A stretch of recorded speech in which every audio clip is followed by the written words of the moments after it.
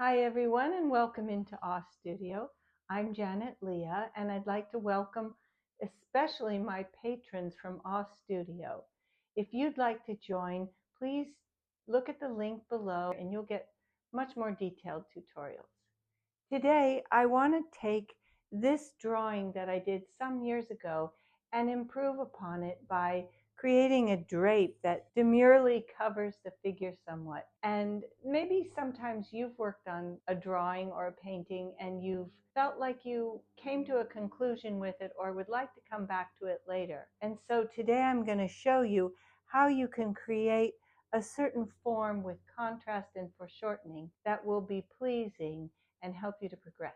I'm going to create light and dark on the drapery. So here you can see that the drapery is coming over the leg and falling down, and here it's kind of creating a bulge across the lap of the figure, and there might be some light and dark movements in the drapery. I have white chalk too. That's going to help me to create both the light and the dark. And so I'm going to have the highlights on the drapery itself, or this cloth.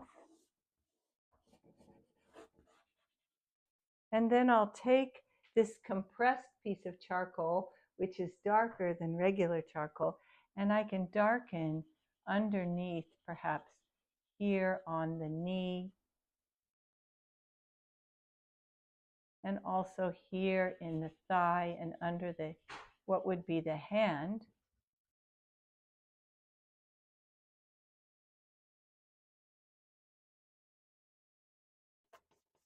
Here you see, by creating light and dark shades, you get folds in the fabric.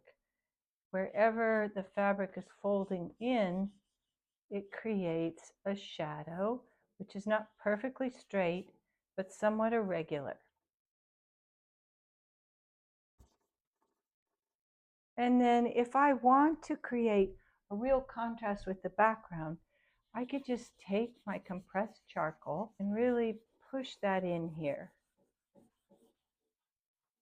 And as you can see, that's really going to bump up the placement of the figure. I can even smudge that in if I want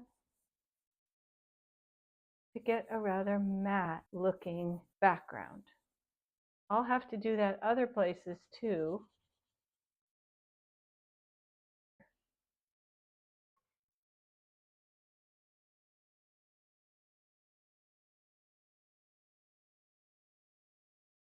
You see, by creating contrast around the figure, this helps to embed the light and dark and show more or less what we want to be visible to the viewer.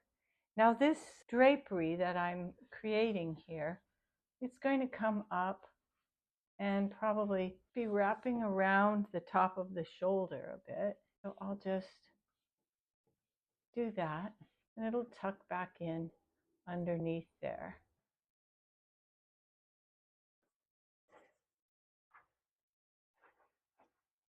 Now let's work a little bit on her face.